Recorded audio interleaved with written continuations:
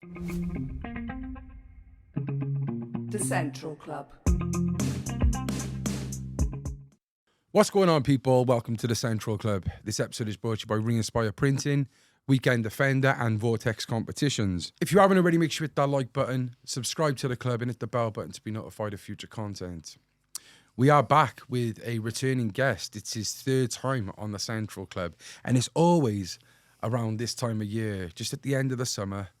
And I'm really excited to get him back on, obviously, with everything going on in the country at the moment. We've got things like the Raise the Colours, Raise the Flags. We've got the march on September the 13th in London. And I think with all the protests going on in all these hotels up and down the country as well, I think it's a really good time to get someone on who has been very vocal and very instrumental in this for not just over the last couple of years, but you could say over the last decade.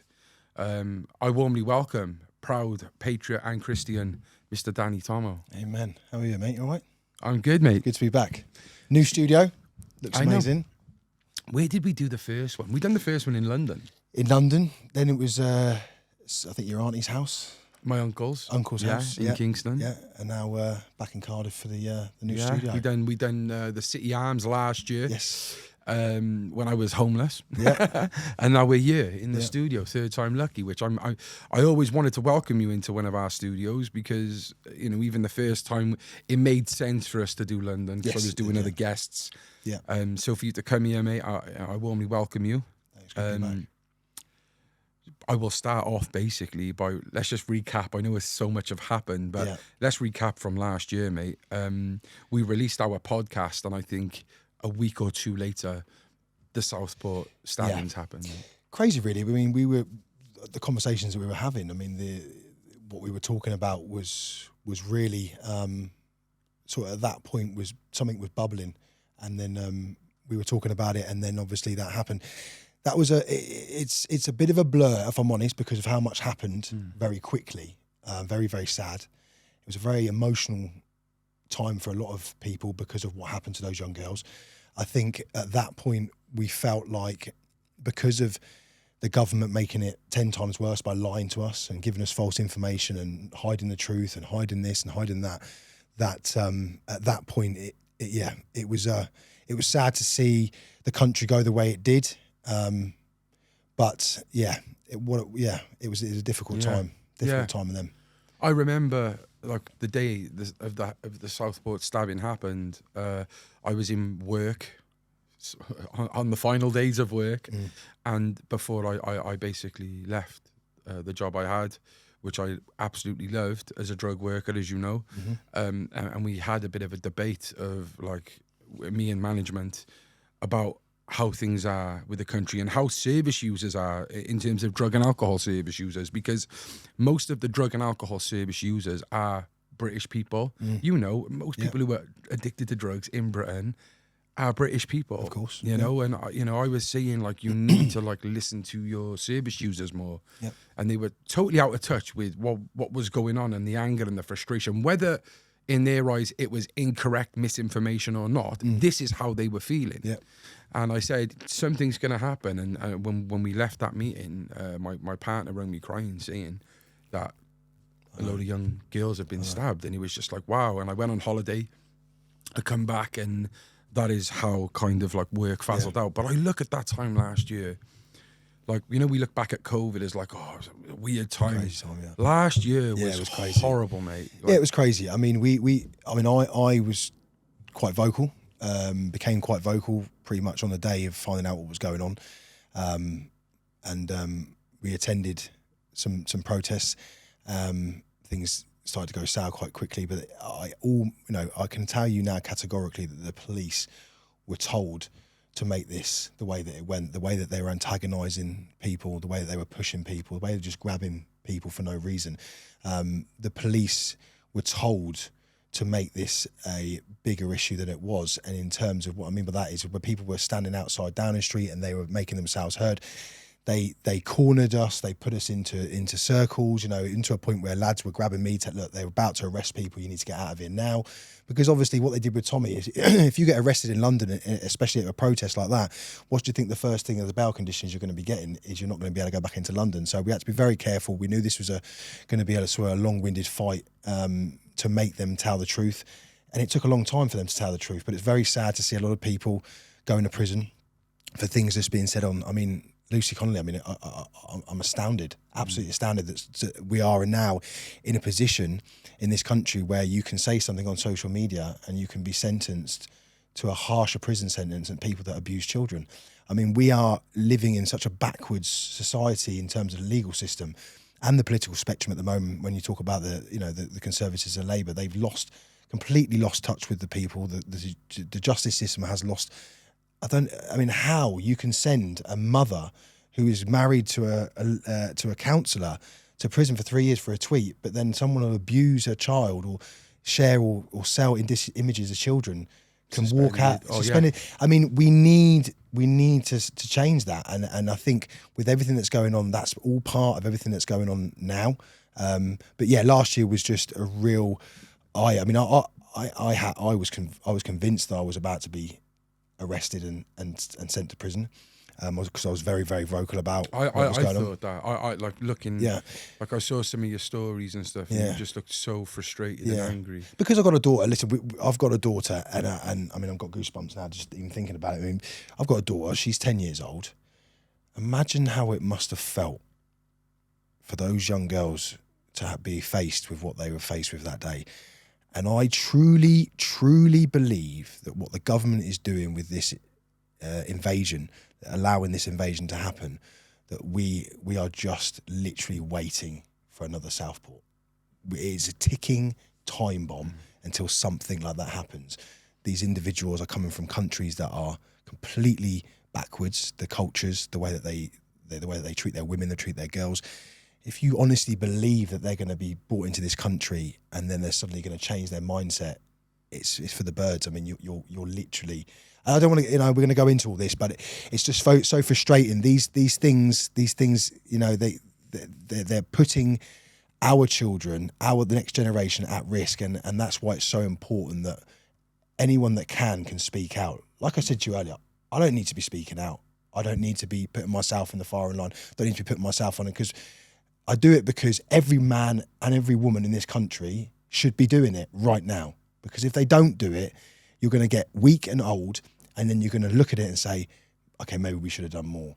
Now is the time to take your comfort zones, put them to the back of the room, and do whatever is necessary in terms of coming out and showing your support. And that's what's going on with the flags.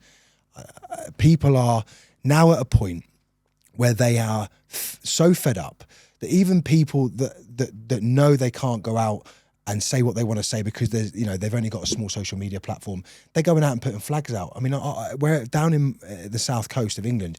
It's like it's the World Cup. I've never seen so many flags, and I know what that message is. It's not about the flag. It is and it isn't, but it's the message. The message is we're here. We support you. We support everything that's going on in terms of the fight back for this. Because, like I said, if it's not now, it will never work. This is the most I've ever seen the support as a collective group of patriots around the country. Everyone's getting involved.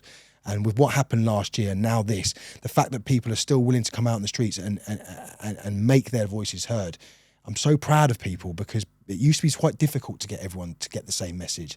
And it now seems that everyone is getting the same message. And 13th of September will be the one. It almost seemed like clockwork again, in terms of like before the summer came this year. It was like that dread of like, what's this summer going to bring? You know, when you like look at Notting Hill Carnival, or we used to have the big weekend here, and you'd always be like, this summer's going to be a naughty summer. Like you can just feel it, and I just felt like that was going to happen. And when I saw the protests coming at these hotels, I was really fearful for, the worst, the smashing up the mosques, attacking people on the streets, But I honestly, truly think that what happened last year, I think it was individuals who done that. I don't think the majority of people who stand for what they're trying to stand for as British patriots wanted that themselves. No. And I think this year has been a good example of how they have conducted themselves. Okay, the Epping one, I did see a video of where there was like the one day when they were kind of attacking the riot van, some the odd individuals, but 99.9% of the people I've seen out in Epping, in Canary Wharf, and other hotels have not been violent. Like you said, they haven't just been far right thugs. They've been the pink ladies and children. It's the mothers. community. It's the community. The difference, the difference is that years ago you could literally label people and the media would run with it. They can't do that now, because when it comes to places like Epping, I mean, the fact that we have a government official sat on Sky News talking to Trevor, telling the country that, yes, basically the rights of migrants in that hotel trump the rights of the local people not to have them there. I mean, we're completely lost in terms of the content that the government must have for their own people. And the differences with these protests are, as soon as you become violent, you've lost. We cannot, that's what they want. The things that are happening right now is that the government are trying to use tactics, dirty tactics, to get people to become violent and to become disorderly. And what they're doing is, even today, they've talked somewhere out of the blue, they're now talking about digital ID cards. A couple of years ago, one of the most triggering conversations for the British public was the ID card conversation. A lot of people on the right, a lot of conservatives, a lot of normal hardworking people believe that is the step to controlling what you spend, how you spend it, where you go, how you can because then like with the way that the amount of money they're spending on this on this climate crisis that they're saying it's there, they're going to start saying that, okay, you've bought beef 3 times this week, you don't need to buy any more beef. These are the things, you've been in your car 3 times this week, you've done 275 miles, your footprint is now this, you now can't drive until Tuesday. I know that sounds crazy, but if you think 15 years ago, some of the stuff that's happening now, you would have said, no way that's going to be brought in, there's no way they're going to do that. So with all these triggering factors, they're trying to just push people a little bit more by saying, okay, migrant hotels, people aren't getting violent, they're not actually rioting. What can we now throw into the mix to try and get them more upset? Let's throw the ID card in. Let's arrest the girl who's waving a flag. They pepper sprayed in Canary Wharf. They pepper sprayed an 11-year-old child. There is absolutely no circumstances should a British police officer, unless they're faced with an 11-year-old with a knife or a hammer or something. This kid was just being vocal. They pepper sprayed an 11-year-old child, and they literally haven't even apologised for it. So I think that people need to be very wary that they're trying their hardest to push people to become violent. That is what they want. And that's on the 13th. One of Tommy's most sort of, one of the things that he's trying to put out there the most is, you cannot become violent. You cannot cover your face. You cannot bring flares. You cannot become violent, and you cannot do not listen to, you have to ignore the left. The left are so irrelevant now. They are losing everything. They've lost all the, if you look at the support that Tommy now has, let's go back 5 years. 99.9% of the people that now support Tommy didn't support him 5 years ago. I'm just going to be blatantly honest, publicly that is. Everything now, people are starting to realise that the future of this country, the future of this nation in terms of the political spectrum, the way it's going to go, is with people that align their views like Tommy.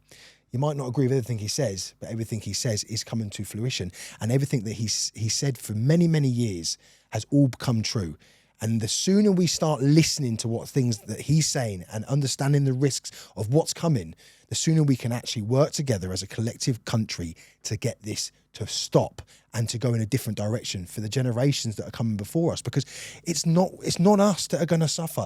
We may get away with having these conversations and getting away with becoming old and everything else. It's our sons and our daughters and their kids, it's their generation that are going to live in an England and a United Kingdom that will be unrecognisable to what it once was. And there's no way of getting it back. It's now or never.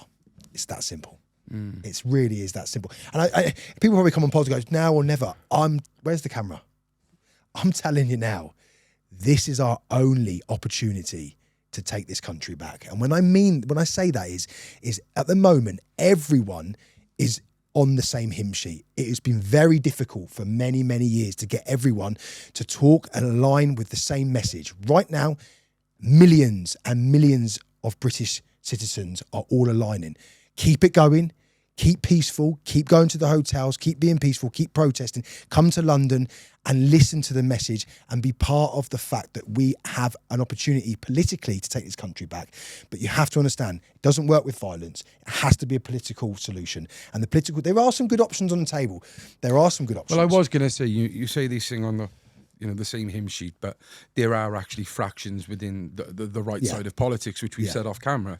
Maybe you want to dive into some of them, because I really want to know your take on when reform. I say the hymn sheet, I'm talking about the public. I'm talking about the people of this country all agree that this invasion by immigrants is completely orchestrated. But I think there are a lot of people who do not think this is a problem as well, though. There are a lot centrist and left who think this is not a problem. What is your argument? Well, I would say that last Sunday I went to Copthorne, which is near Brighton, and there was a protest outside of a hotel. Liam Tuss was there, the lads were there, and we listened to the concerns of those locals, and they said, "Listen, I have a 5-year-old, I have a 7-year-old, I have a 10-year-old daughter. They walk to school, and we are concerned that this community is quite small.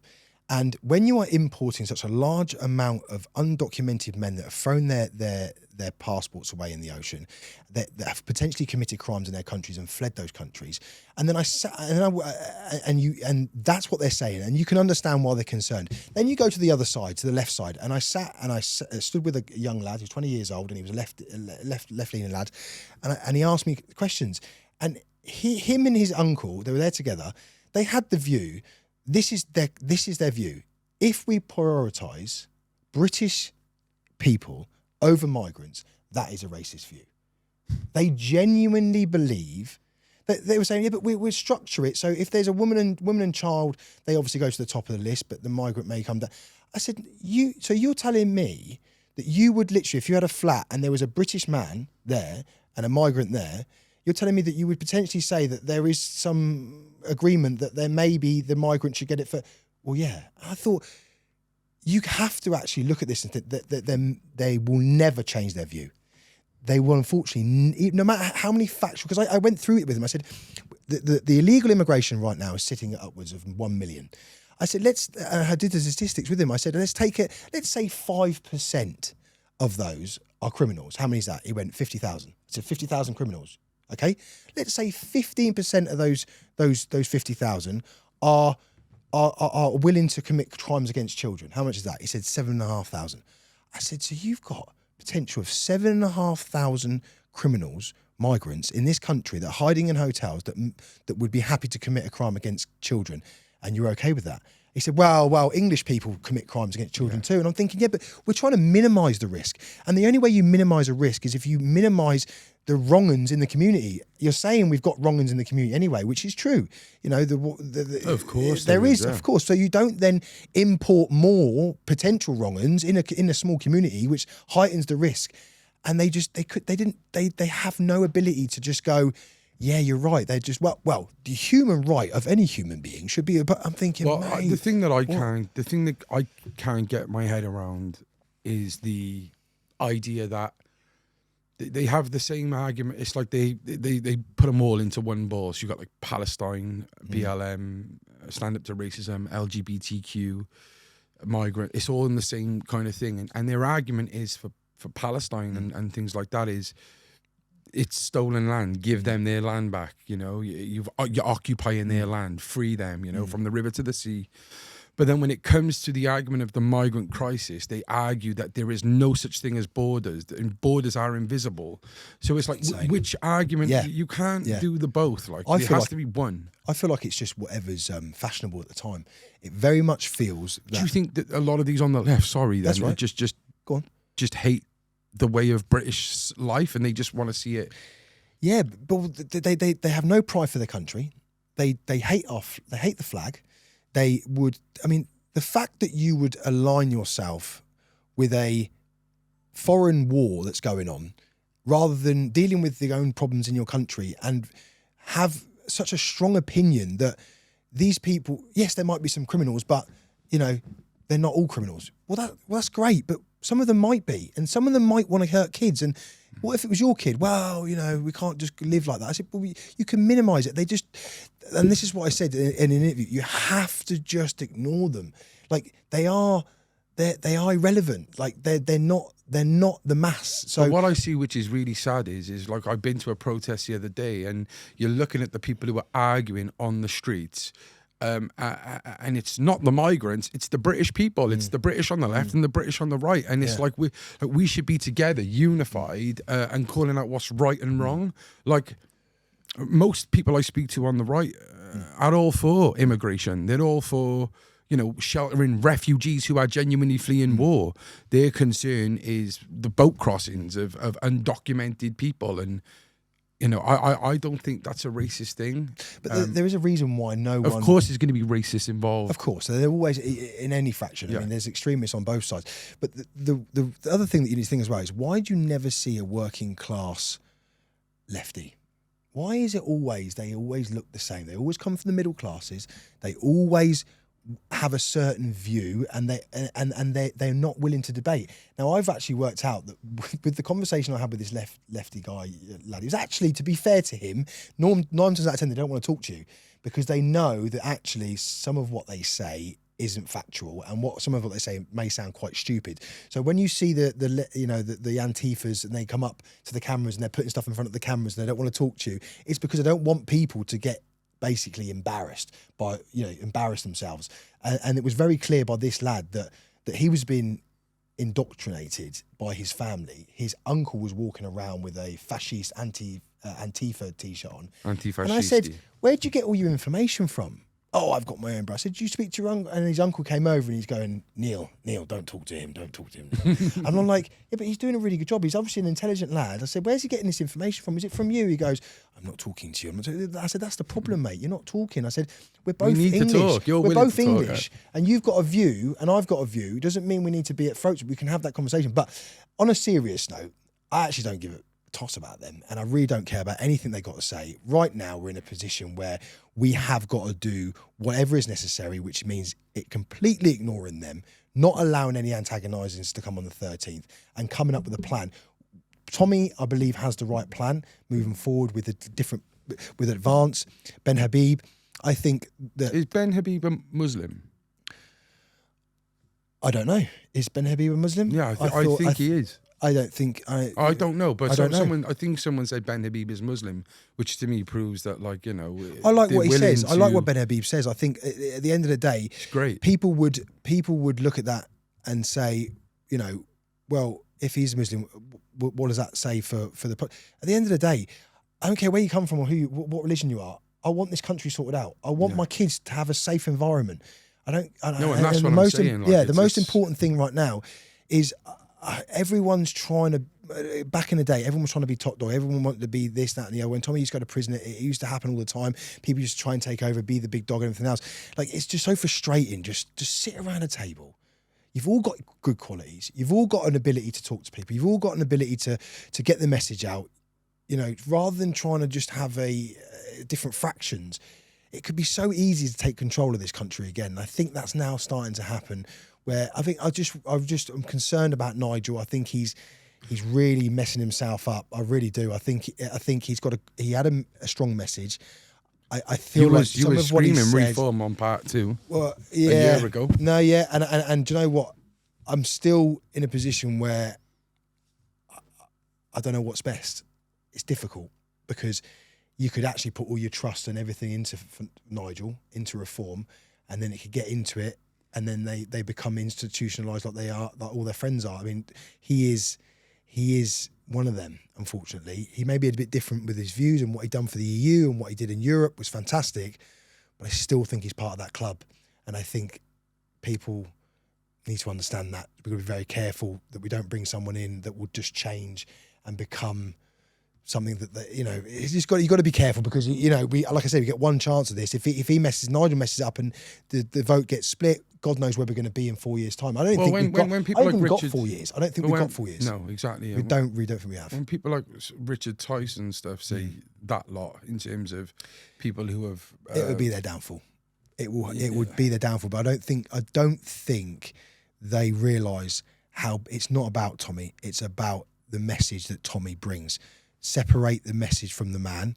Tommy is not perfect. He'll say that himself.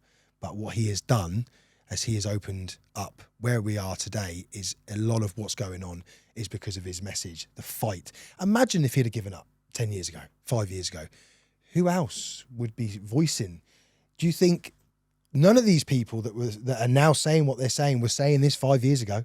None of them were saying it, definitely weren't saying it 10 years ago when he was being called this and losing his houses and losing his, his opportunities and not being able to rent houses. And, I've heard him on the phone. I'm not going to repeat private conversations, but I've heard him on the phone.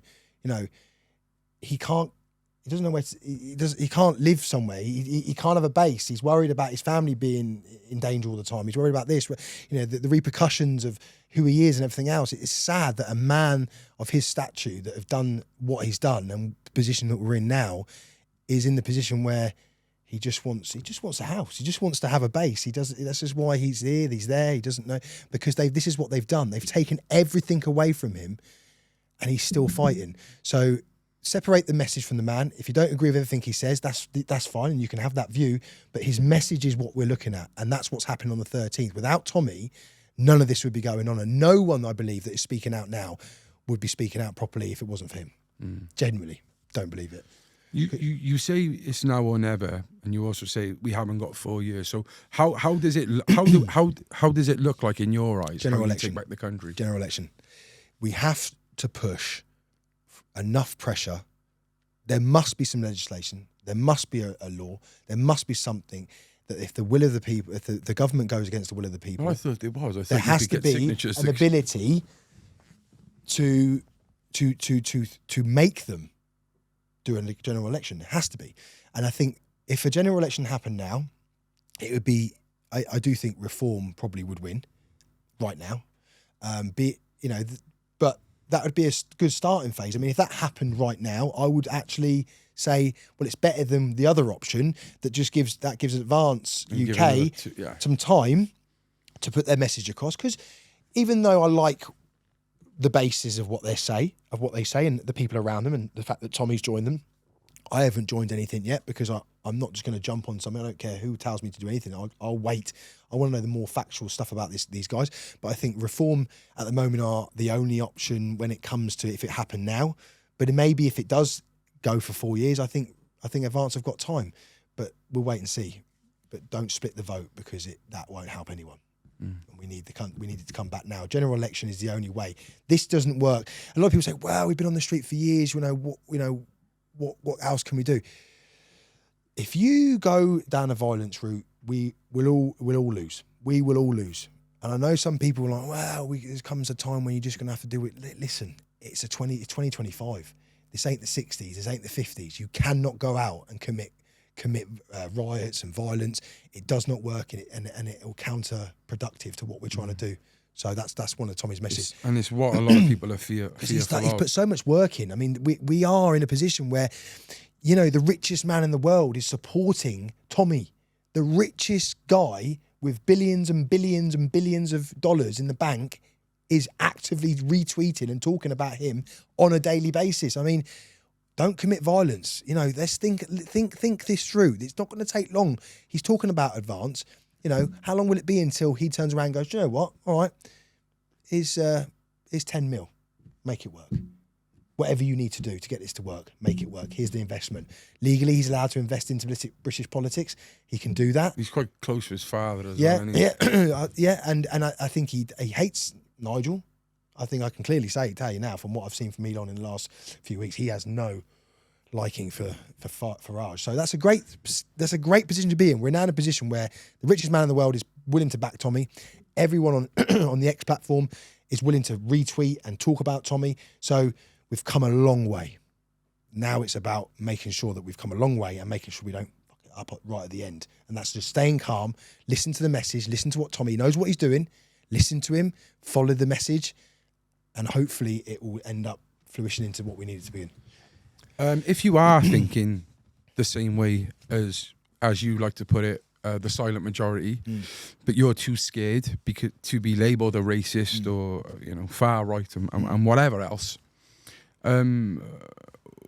what do you think these people need to do? Like I tell you what to do: go in the bathroom, go to the mirror, think of your grandfather, June 6th, 1944, that got off a landing craft, stormed the beaches of Normandy, went up the embankment, saw his best friends getting shot, probably got shot himself, stormed the beaches, overthrew the Germans, went into France, liberated, and then look at yourself and say, you're worried about what? You're worried about a label. You're worried about being called this, that. Grow up, take a backbone. This is England. We need you. We need you to be strong. We don't need you to be weak. If you're weak, we don't want anything. We don't need you.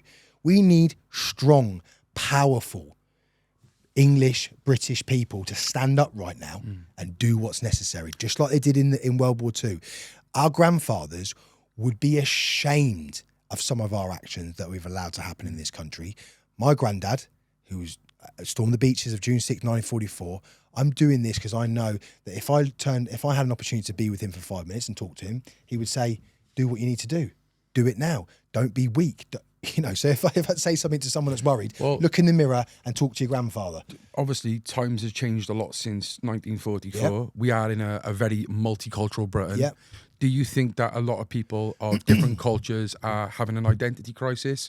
Or, why do you think there's such a divide in terms of Black British, Asian British? Like, I think that's probably my answer to that question would be, we are in a position where I don't really care. I'm fed up. I'm done. My kids are going to suffer. I don't care if you're black, white, yellow, or green.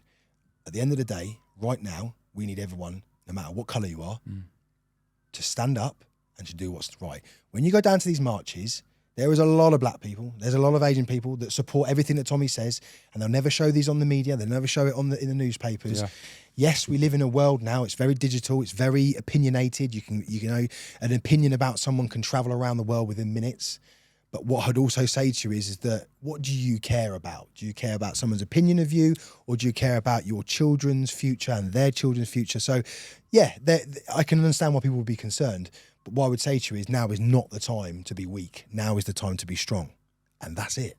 That's the message. Are you, we know you're a very religious person. Do you still attend your churches? Yep. So churches the Christian faith is embedded in my everyday life. You only have to be on my social media platforms to see that. I believe that this is also a spiritual fight back. Our country has lost its Christian identity.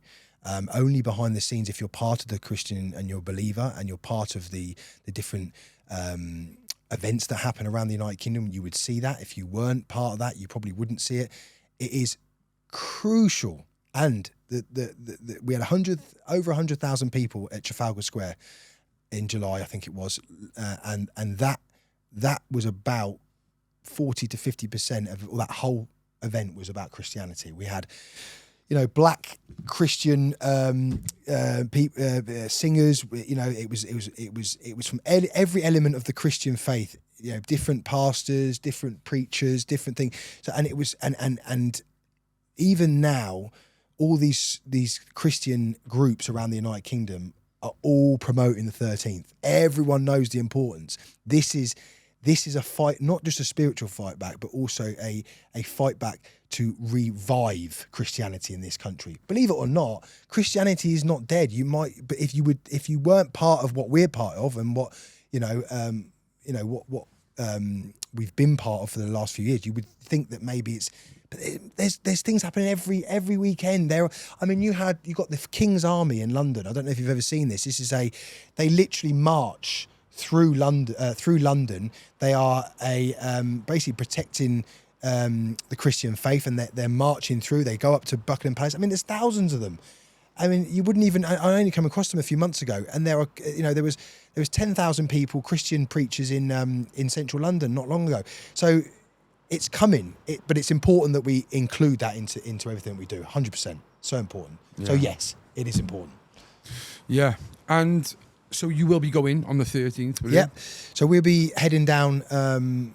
going up to Luton on the Friday, probably just listening to all the security, making sure everyone's on the same hymn sheet. I think there's some talk. One of the head of security, Andy, very very good friend of mine, some helping with the marshals. So yeah, it's all hands on deck. That day isn't about a specific person. I've got no interest in speaking on that day. I've got no interest of doing anything but helping to make this work. That's what people have got to now do. They've got to understand that even if you can do a little thing to be part of this, to help this make this work, that's what it is. And yeah, so we'll be in Luton on the Friday, heading down on the Saturday, and it's going to be, yeah, like I said to Tufsy the other day, like 2018, we had the first event I ever organised. We had over 50,000 people. And then when it happened last year, I think 100,000 people. I truly believe that we're gonna get near 1 million. Do you really think that? I don't know why. Big number, man. I know it's a big number. But you got to understand. And the reason I say this is because we had 50,000 people, and I was taken off Facebook and off YouTube. 50,000 people. Now, if you can then Tommy was taken off X. He wasn't on X at the time. He wasn't on YouTube at the time, and it was only. There were some bigger platforms, but American platforms that we're talking about, the Trafalgar one, and he had 100,000 people turn up. He now has full access to his X. He has full access to his Instagram, to his YouTube. He now has everyone around the world talking about him. He has the richest man in the world talking about him. Every single city and town in this country is spread with flags. Everyone knows about the 13th. I think if there isn't at least 1 million people there, then something's wrong, because there needs to be. This is the opportunity. This is the one. This is the what else is there? You have to come. I don't care if you have to, hire cars, hire buses, hire anything. Get to London. You just have to be there. And I do think the numbers will be that big, because they have to be. I mean, it'd be very frustrating if they're not. Well, speaking of London, I speak to a lot of people, friends, whatever. They hate going to London. They hate it, and some of them being Welsh and patriotic Welsh, but on a whole, as Britain, like London is our capital, and it's got so much history there. I love London. I love the history, but a lot of people are scared to go to London, and that's very sad, isn't it? Yeah, it is sad, and I get it. I mean, throughout the years, I used to have messages all the time saying, "Can you not just do something in Manchester? Can you not do something here?" And I would say, right now, that's happening anyway. This one is all the stars are aligning for the 13th. Everything that's going on right now around every town and every city, all the flags and all the protests and all the hotels, where people are feeling. At the moment, it's all local communities all sticking together. There. Like it was in Epping, all local Epping people. Like it was in Copthorpe, all local people. So now I believe that what will happen on the 13th is all of those stars have aligned, so that all of those places around the United Kingdom are going to go, we all have to come as one. Because it's like regimentals, it's like the British Army. Think of the British Army, the fight of a British Army. You have different elements of the British Army. They're not all in one go. You have different. So think of it that way. Every city and every town is a different element to this big army fight back. There's the thing that I found quite funny is on the 12th of September, they are, I think, about getting the people out of the hotel or something. And I just found that a bit weird how the court case was. So what they're trying to do is they're trying to insinuate. Yeah, they're insinuating that the violence is coming, which is not. Like I said to you before, they're trying to trigger people into becoming violent, because they know the only time that Keir Starmer had the backing of like the media and that is when people started kicking off, and then he was sending people to prison. So they need that. They had it. I mean, I was in Epping, and you had the pink ladies who are down in Canary Wharf. By the way, they were pepper sprayed the other day. They pepper sprayed 70-year-old women wearing pink tops saying "Save our girls." It's really sad. They pepper sprayed them. I mean, what is anyway? So we were down in Epping, and I watched. I was there from the day from the time it started until late in the evening, and they started a protest. They were obviously doing everything they were doing, and then they started walking. They walked through Epping, then they went to the council building. They came back to the hotel, and then just before they got to the hotel, a police officer just randomly grabbed one of the lads because he was holding a can of spray, like a spray can. And he'd been holding it all day, but they knew nothing was going on, so they grabbed him. And what do you think happened as soon as and now everyone's like attention's on the police. What are you doing? Pushing here, And it's like someone had said in the ear of one of those coppers, you need to do something, get them to be rowdy, do something. Because there was no need for it. It was literally orchestrated. I love that word because I say it a lot, but it was orchestrated to cause an issue. So suddenly everyone's surrounding the van and going, we're not leaving. But the thing, this is what really, frightens me is there's powers that be, police officers who are individuals whose political ideology is the same as those on opposing you would hope. the British Patriot. And you'd think, you'd hope not, but there's going to be coppers there who probably think you fucking racist scumbag. Yeah. Oh yeah, definitely. No, definitely. Did you see that? Did you see the London? copper who refused to shake Liam Tuff's hand? I was actually there. I actually videoed it from. He really came across, as he does, Liam. Yeah.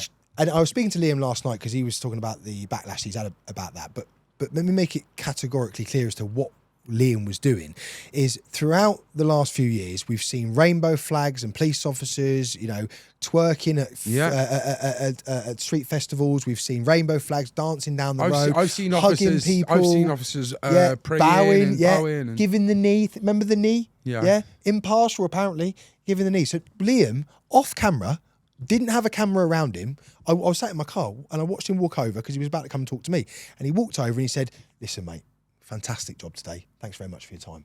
And the guy went, the reason... I know Liam, he is a true and he's being genuine. He's just going, I just want to thank you for being doing right. And the guy, when he put his hand on the guy went like that, he went, I'm not shaking your hand. He went, why not? And genuinely shocked, why not? Just say, no one was even watching him. No one was looking at Tuff. So it wasn't it was for a moment. It was just what the hell? And then goes, the people saying online, you've got to be impartial. Listen, you can't have one rule for one and one for another. Well, that's just a perfect. To me, that's if they're impartial, why are they dancing with rainbow flags? That's not impartial. Well, to me, that was like a soft sign of two-tier policing. Yeah, it's clear-cut two-tier policing because you have to be able to have a relationship with the local police to say if a guy's walking over to you and thanking you for your police conduct, you need to acknowledge the conduct that he's trying to tell you is good. So you need to just go, yeah, no worries, mate, no problem. Just like if a lefty came over, you do the same thing. You'd say that and say, listen, if you walked over to me and said, thanks for being a good police officer, I'll shake your hand as well. That's called being impartial because you're willing to give both sides the same amount of respect. Exactly. Impartiality does not mean you just look someone up and down and go, I ain't shaking your hand. Yeah.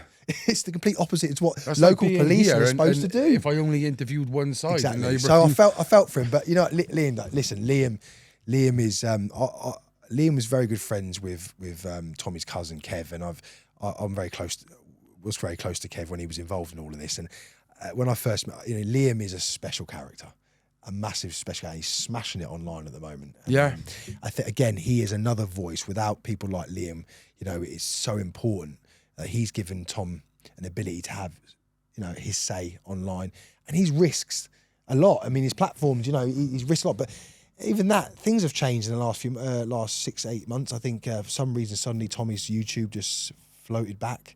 The YouTube, so before you couldn't search Tommy's YouTube. You had to you couldn't share any videos. You couldn't like any videos. You couldn't share the platform.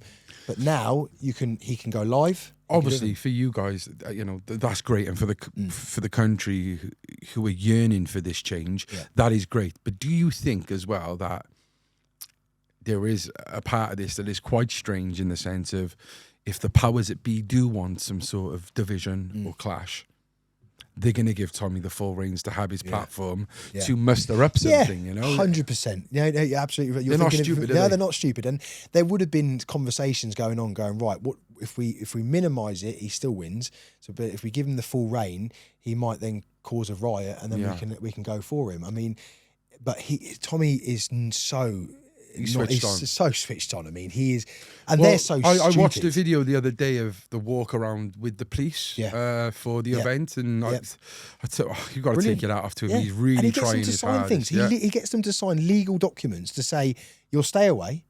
You'll obviously police the event, but you'll stay away. Because as soon as he went down that route and sat with the coppers and made them sign this stuff, there's no problems. The only time there's ever been issues in London when we've done the events is because the police, for some reason, just run in and start pushing people. And who takes those? Who gets the orders for the police to act that way? Is it the Mayor of London? Oh, is God. it? You can. I mean, come on. You can imagine what the Mayor of London would be saying to Mark Rowley about these policing situations. You'd be like, behind the scenes, they're probably going, let's do what we need to do to get them a bit rowdy. We need the pictures, because it seems like every single time, all they do is they antagonise people and they want the pictures. Without the pictures, it all looks too positive. And Sadiq Khan, I think there's something very, very sinister about. I mean, I hate him, but I think there's something very sinister about the way his conduct is in front of when he's interviewed, when he's He's not a nice person, is he? He's genuinely, but he's not for England. He's not for United Kingdom. Do you think he hates listen? He hates us. And when I say British. us, I mean, you've got all of these different flags around the around London, but yet, the fact that you demonise for flying an England flag, I mean, it's so sad. It's that we've even got to a position where that is even a conversation. Oh, I got yesterday. Well, there's going to be yesterday. race. My friend said to me, I said, you coming on 13th? He said, he said, I might just put a flag outside my house, but I'm worried. I said, don't. What are you on about? He goes, wow, there was an IAB lorry that had been put on the motorway because they'd ripped down the flags. And this big IAB lorry had put a Union Jack and up, and then another flag saying, "Shake this one down." And the lefties had gone up to the IAB from somewhere. They'd been bussed in. They smashed all the windows. They wrote racist on the side of this IAB lorry and all this. And people, yeah, I know. But there's now, I mean, the local community took hold of that. I mean, Portsmouth, I've got to give Portsmouth its dues. I mean, there are, everywhere I've been, Portsmouth and Southampton, to be honest, are absolutely covered. And I mean, you cannot go down one road, go down one street. I drove big up up to Newcastle. Portsmouth, big up Southampton. Yeah, I drove to Newcastle the other day, and I cut through off the M50. A bit of the M5 was closed off. Sorry, not the M50, the M5. Some of it was closed off. I had to go through the southwest of England from, like, say, Gloucester up to Birmingham, all the back way through Worcester, and all the small villages. Yeah, on the way here, were covered. I was saying to my boy, I was beeping. He was going, "What are you doing?" Every time I was just beeping. Every time I was going past the flag, I just love it. There was no one even there. I was just beeping because I'm so proud that we're in a position. And in Wales, you got people raising Welsh flags. Well, there was on the way in, just before I landed into Wales, coming over that where the sign is, you had a St George's flag with the Welsh flag, and it was nice. It's great. It's great, and that's what I mean. There was a Wales Online. Have you seen the Wales Online article, like where someone was down like West Wales, and someone's put like done an English flag on a rock and said, Yes, I did see that. And everyone's fuming. Like, do you know what I mean? I get it from like a Welsh patriotic thing. Like but it's like, But it's the silent majority having their say. I mean, look beyond the flag. People are talking, people are saying we're with you, and it's like and that's never happened. Like I said to you before, it's very difficult. It was very difficult to get the message to everyone back then. And I promise you, I always predict these things rightly. I've never had the feeling like I have now about what's coming. I'm not even just talking about the 13th. I'm talking about people are now prepared to do what is necessary. And the thing for us is we have to get people to vote. We have to. Well, that's a big thing in this country. We've lost faith we've lost faith in religion, and secondly, we've lost faith. And rightly so. You can understand why. You can understand totally why. I mean, not with the religion side of it, but with the voting political side system. Of it. The political. I mean, why would you vote for anyone that's? But now you got to understand that if you're going to do something, you need to register to vote. Even the youngsters. Our youngsters, apparently, I think they're doing it now. So the next election, you're going to be able to be 16 to vote. Fantastic. Okay, we need to rightly educate the youngsters to help get them into be voting. Then there's no education in the school system about voting. They're not sitting with kids because obviously they probably don't want to go down either left or the right view. But you're given an opportunity for a 16-year-old who doesn't really understand life to have an opportunity to change the fabric of our political system, then we need to take hold of that before someone else does. And that actually starts. It's not about Tommy doing that. It's not about anyone else. It's about parents. You need to sit down with your kids. You need to make sure. I mean, I do it with my kids. Know they're proud of their country. They understand the history of their country. They know the lefty that I spoke to the other day. I said, "When was D-Day?" It's in June 2nd. I said, June. I said, when did the war finish? Oh, you know, and it's just simple questions about your history. I said, why do you feel like you know so much about migrants? You know so much about human rights and the HMRC. I said, but you don't know about when, you know, your country basically stormed the beaches of Normandy to go and liberate a country and then to be free. You don't know anything about that. Well, my granddad, and I think, you know, you have to educate at home. It starts at home. Talk to your kids. They're going to start voting in 4 years' time. Talk to them about it now. So bring them with you on the 13th. How do you feel when you go to these marches and the stand up to racism? People call someone like yourself a true British patriot a Nazi. I laugh at it. I literally laugh at it now because it's they're the problem. They have the problem. We don't. It's like, you know, when if it's like walking into a mental institute, like you just have to ignore them. Like, you know, they're going to say some weird stuff to you when you're walking into these places to maybe visit someone that's got mental health issues. Don't say that, Dan. No, but on a serious note, their views are so backwards that they must have an issue. And I'm honestly, my point about, and I'm not saying that just to be controversial. What I'm saying is that why do they think like that?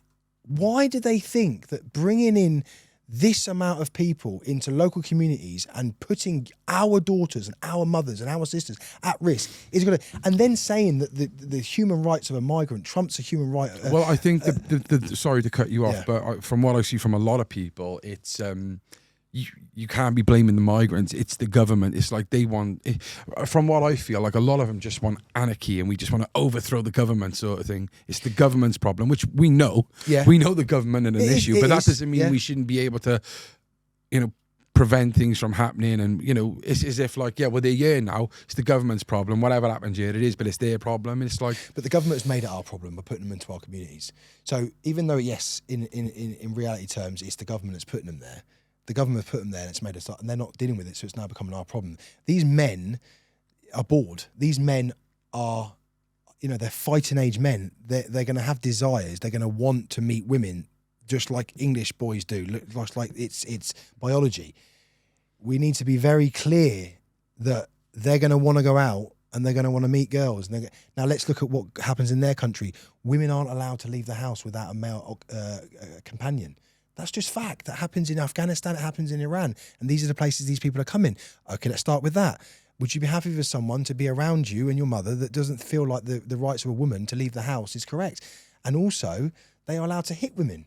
In the Quran, and if they're married, they're allowed to hit women. Well, and if these people don't follow their religion as well, they even probably... Yeah, but a lot of them do. I mean, you if you come away from Islam, you know, I haven't really met anyone I met a few over the years, but if you're a Muslim, you're very, very rarely going to come back out of being a Muslim because of the backlash that you get from the community, and you'll get absolutely savaged. But the point is that we're not tarring everyone with a brush that's saying they're all going to be child rapists, they're all going to be rapists. We're not saying that. Well, I'm not saying that. What I'm saying is that you're risking the ones that will potentially come and do something horrible. You're not talking about a busload of people. You're talking about thousands and thousands and thousands of fighting age men. Well, our country's a breaking point anyway. Being parachuted into local communities with 10 to 15, 20,000 people in it, and you don't think things are going to start happening. And then what happens if there is a Southpaw? But our country is at breaking point anyway. We do have a homeless crisis. We have loads of crises, mate. Like so many things. And when people find out that the government in these hotels are feeding these people with 3 meals a day and people are struggling, like that in itself is going to wind people up. Absolutely. But the fabric of our country has changed so dramatically in the last 30 years. That there are cities and towns in this country that are unrecognisable to English towns, and people forget that. Like they're looking, oh, you know, why is he saying that? Like, is he just hate? Look at places that Birmingham. Go into Birmingham. Birmingham, we are a minority in Birmingham. You know, white people are minority, and that people say, well, what's wrong with other people from other? No, I got no problem what colour, but you can't change the demographic of a whole city and then go, but what's the problem with it? It's like, okay, let's do that. So what happens in 50 years when that's happened in every city?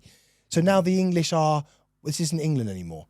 Like, it's not happening anywhere else. No, but I think people are, like, I've seen some people justify it, like, we need them. We're not having babies. We need them here. So That's such a soft, Yeah. stupid opinion to have. At the end of the day, if you minimise the immigration, you minimise the amount of people that are coming in, it then softens the ability to have the people that are here to use them for the jobs that are needed. If you keep bringing people in, of course, there's going to be more stress on all different things, and then you're going to need more people to deal with the stress of the National Health Service and everything else. But if we just cut it all down and then control it and work with what we got. I mean, who's asked, if you went to a city centre now and interviewed, say, 50 people over the age of 18, youngsters, and said, you know, if I offered you a job right now, would you do it? Or what's the job?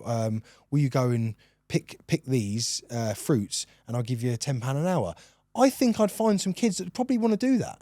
Like, they're saying this, no British people want to do the jobs. I don't believe that. No, I don't believe that. There are a lot of people out there who you know, have grew up on the benefit system. Yeah, but you're never. Yeah, and that's fine. But that Yeah. we're not talking about No, those, because there's a majority of people who want to work. and there's a majority of these migrants, families that are coming over here that are doing exactly the same. I mean, and they're sending a lot of their benefits back over to their countries. I mean, you had a guy that had built a whole house in Romania. He literally sent his money back. It was a nice house as well. And he built a house with benefit I saw money. that. So we're just being taken for absolute mugs. Well, like another one, like, you know, which, obviously I do a lot on the shoplifting, but like crime, like I'm doing a lot on shoplifting at the moment. The police are trying to argue it's just organised crime, like Romanian gangs and stuff. I think it's both. I think we've got our drug problem, our cost of living crisis, but the police are just saying it's this organised element, and that is because of migration, illegal migration, because a lot of them can't work. Yeah. So what do? They run into shops and they run out. Yeah, here's a point for you, because I know how deep you are into this, because obviously your background. The amount of money it's costing every day for these people in hotels, we could offer them drug and alcohol support. We could put my cousin, Claire, give her a shout out. She runs houses in Coventry for people that are on drugs and alcohol. So they've come off, and she puts them into these rooms, and she helps support them. She takes them to these projects, and you know, as long as they stay clean, they can stay in the houses. And she's been doing that for a few. She now went from one house to now 4 houses. I think it's 4 houses. So big shout out to Claire for doing that. And the amount of money it's costing expensive, us, but the amount of money it's costing to put these hotels together and everything else, we could literally be taking these drug and alcohol addicts off the streets, putting them into safeguarding facilities, giving them. I mean, you only got to look at you, mate. I mean, where was you 7 years ago? I was a scumbag, but this is the problem with a lot of the British public as well, is they basically look at drug addicts. Well, they're criminals anyway, or they're junkies anyway. You know, at least this person coming over wants a house, he's a junkie. And it's like, these are people who are genuinely suffering. You know, it's an illness, and the potential is endless for these people. There's so many talented people and good-hearted people who are down on their luck, lost, doing shitty things like shoplifting and robbing. You know, that is what happens when you're on drugs. But we could be helping so many, and we're not. Like, because the money, really sad, because it's not. Like I said, the emphasis on helping the people of this country isn't there at the moment. They don't care. Like I said, the amount of money we're spending on these hotels could be spent on bringing people from the streets back into normality life. You are a picture of that because of where you've come from and how you've been. So it shows that it can happen and it can work, but we're just not doing it. And we're putting all this money into people that are coming from different countries. Now, when it comes to I mean, how sad it must be for a real asylum seeker.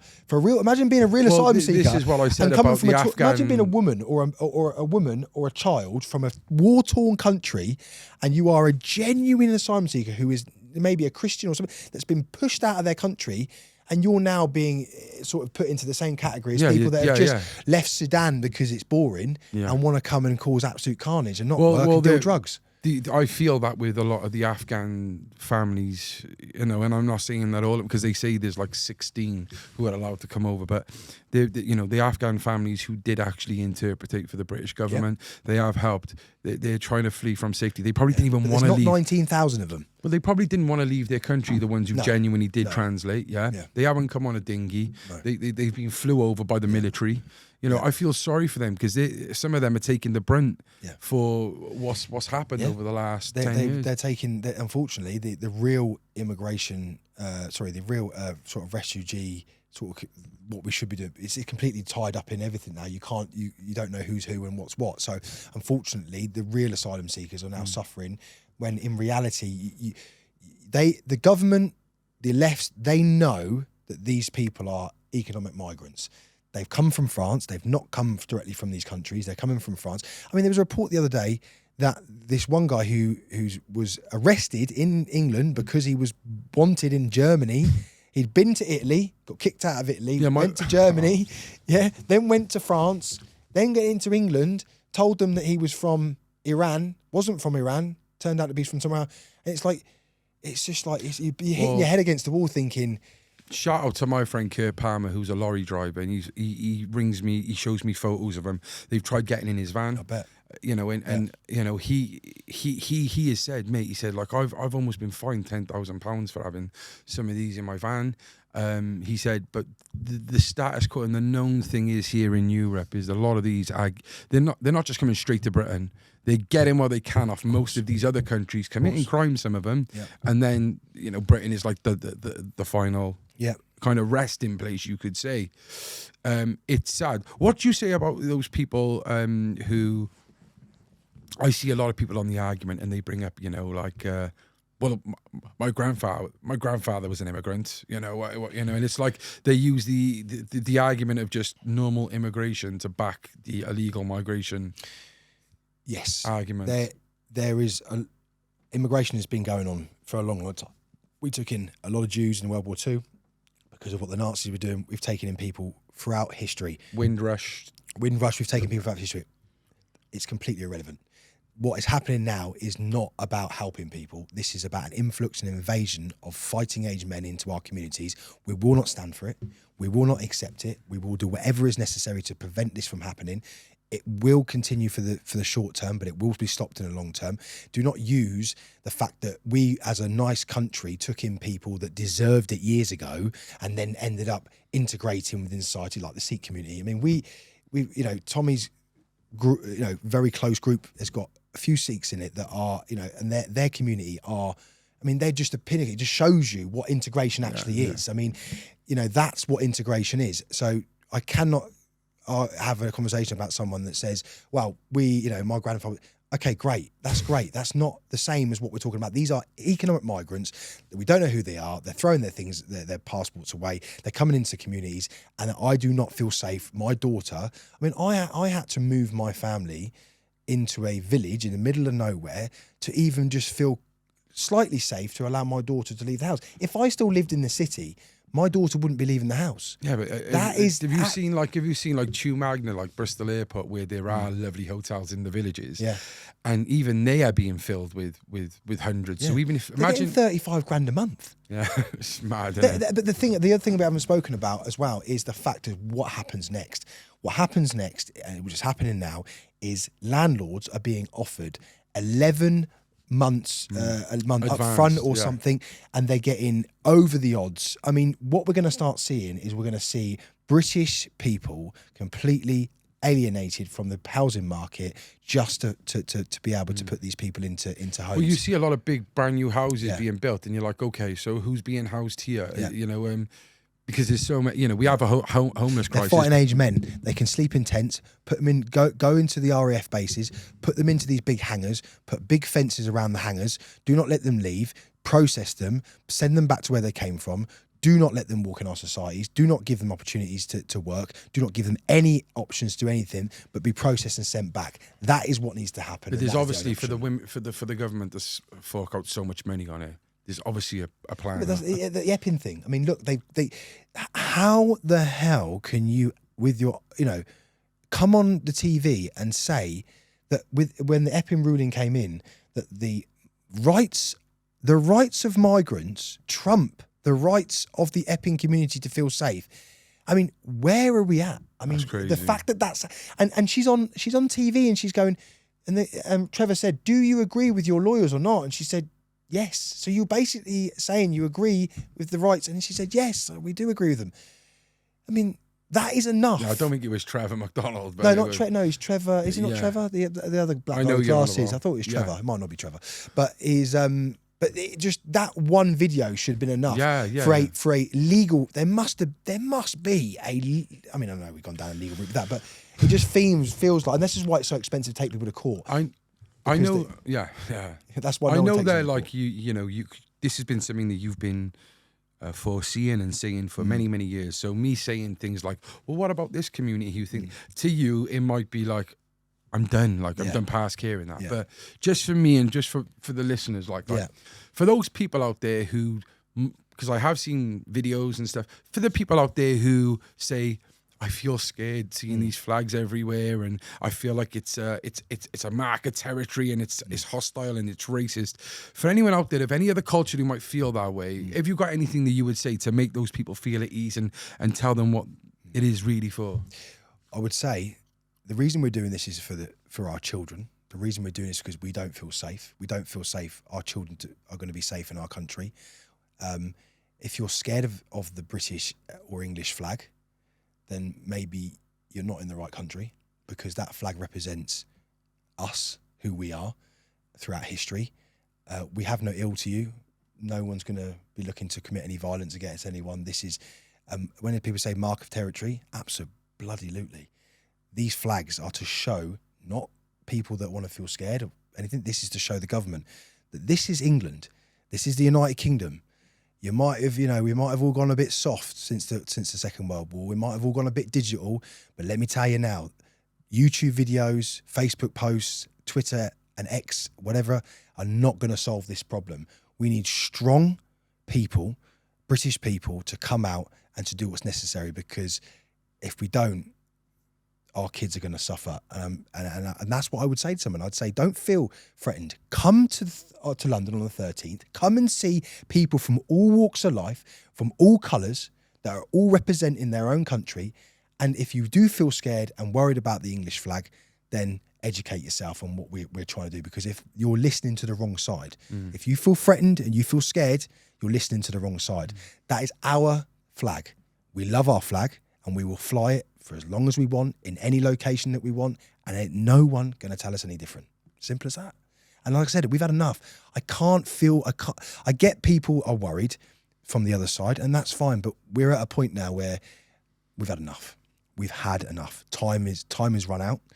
We've dealt with enough. We've had all the terrorist attacks. We still, all these, we should all work together. We've had enough. The British, the English, we've had enough. The Germans have had enough. The Italians have had enough. The French have had enough. Everyone is up to their eyeballs with this bullshit. So get on board or sit the fuck down.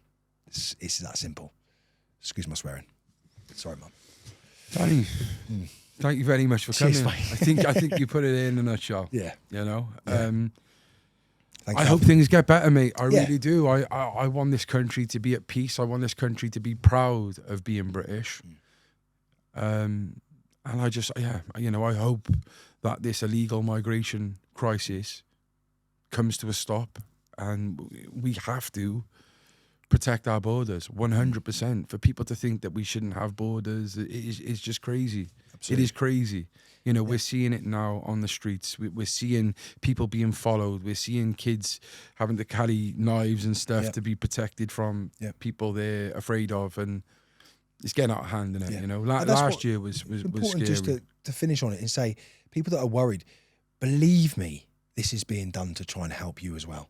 Believe me, this is to protect the kids, the streets. This is not about just protecting my kids. We've been fearful. Protecting your kids too. People have been fearful, haven't they? You know what I mean? You're worried about what people trying to stand up for their kids. You're worried about people not wanting unvetted men walking around our beautiful daughters. And just think about it.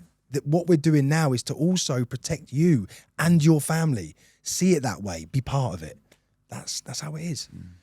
But yeah, thanks for having me, man. Danny Tommo, it's lovely to see you. Appreciate it, man. Thank you very much. Thanks, bro. The Central Club.